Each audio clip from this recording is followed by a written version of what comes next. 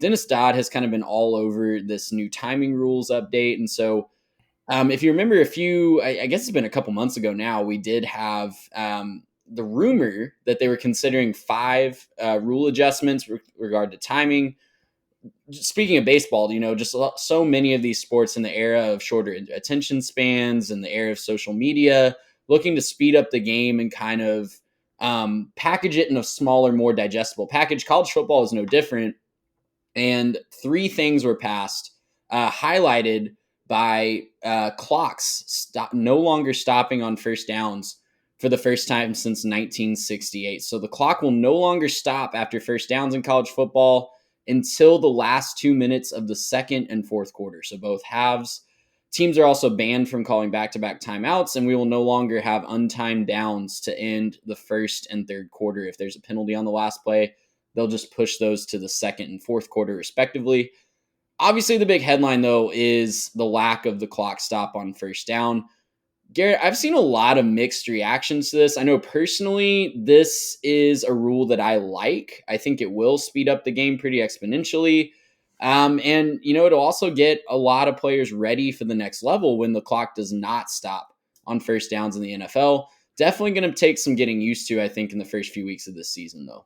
It'll definitely take some getting used to. I think the thing that I've typically liked this rule just because I think it does give some diversity to the play calling style and what you can do on offense. So, for example, right, if you're just a ball control offense and you're a strong running team, you have a built-in advantage because you're able to control the clock, really just control that time of possession, do what you need to do to keep the ball out of the other team's hands. Maybe you have a weaker defense.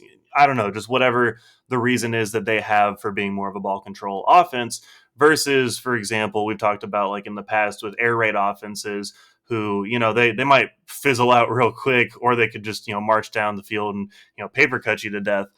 I think it takes a little bit away from the diversity there. I do think that you will see a little bit more of a uniformity in the way that you run offense. Not necessarily a bad thing, but similar to how in the NFL, there aren't a lot of different, like massively different schemes. You have coaches who are better at running offenses, you have better talent, but I don't think in the NFL you see as much of a different scheme or as much of a different approach from team to team, right? Some teams withstanding, obviously. Some teams are very different the way they run. I'm thinking teams like, the Baltimore Ravens, they're obviously a very run-heavy team. All that to be said, I do think it'll be good long-term to help speed the game up. At the time that they announced all these rules were rumored to come out, we mentioned that we thought the biggest thing you can do to speed up the game is to cut all these unnecessary commercial breaks. Right. Yep. And I still hold to that. I still think it would have been better to just say, hey, let's limit how many times you can cut away. Be like in basketball where you have certain times where you can take certain timeouts and, you have a certain like under 10 minute, under 5 minutes, something like that, instead of just cutting away to, commercials all the time. So, I think overall this will be just fine. Most of these rules, I don't think you'll really even notice that much. And I'm not such a homer on the, hey, we got to stop the clock after first down, right? I'm not such a homer on that I think that, that has to happen. But I am curious to see where that goes. That's the only one that I think has a chance of maybe we go back on that at some point. But maybe people like it. Maybe people see what's happening in baseball with the retention, from, the pitch clock shortening games. Maybe we see that happen in college football and people are more likely to want to stick around and watch a game. Yeah, and I mean, I've today was my first MLB game with the new pitch clock rules, and even from watching it on TV, I was skeptical at first, but I absolutely love the pitch clock as a baseball fan. I think we were out of that game, Garrett, today in what 2.5 hours, and it was like 2.5 hours. It was great. It was an exciting game. Lots of action, not stopping. I think we had one pitch clock violation on one of the teams, but yeah, I mean, I am all for more action and less stoppage. But you're exactly right. The biggest way to do that, which is unfortunately never going to happen with the way that these conferences and networks and schools make money, is cutting down on those commercials. That is never going to happen, in my opinion, unfortunately, because of how much money is involved. And we also, I think the other no-brainer is to take away the review system, because we stop every other play to review. And I get the booth initiated reviews for targeting.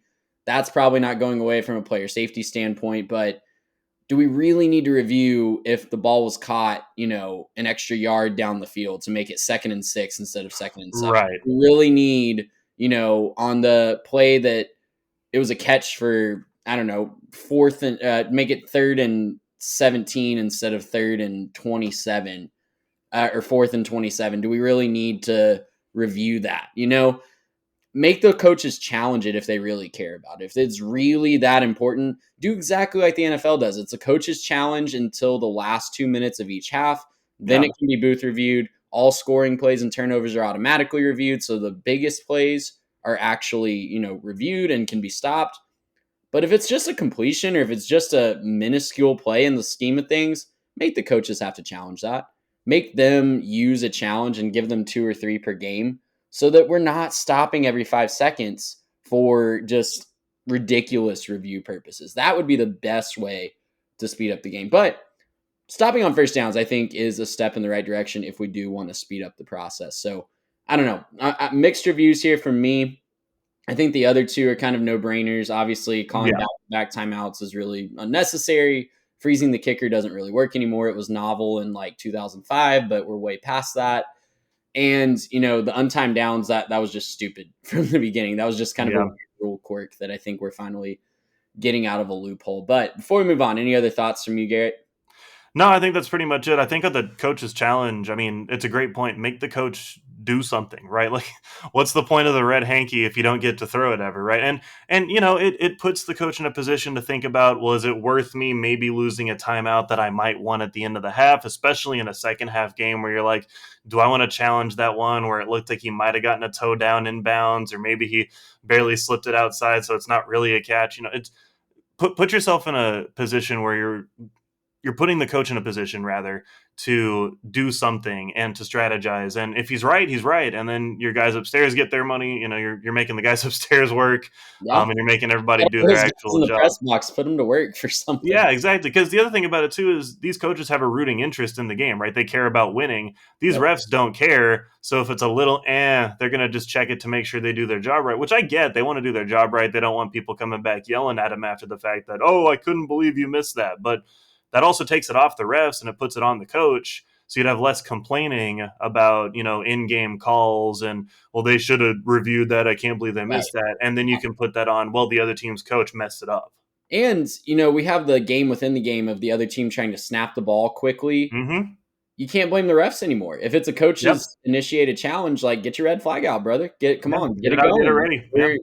We got to get this thing going. And you can't blame the refs for not buzzing in quite fast enough. If you're the other team, you can't. There's no gray area, right? Like, I think some fans could probably point to examples in their own team's games where it felt like they snapped the ball, but the ref, we have this mysterious buzzer that apparently does that no one can see, but there's a red flag. Whistled in halfway through the play. Yeah, right, or inadvertent whistles, whatever it could be. But if we have a red flag on the field, then obviously, that was there before the snap, or it wasn't there before the snap. So that's the biggest no-brainer to me. And we did not see that from this iteration of rule changes. Also, weird quirk was Division III is not on board with this. I don't know if you saw this, but Division III, kind of like unprecedented in college football. Division I and Division II are adopting the no clock stoppage on first downs. Division III kind of threw up the middle finger and said, we're going to keep doing it, and you can make us stop if you want to.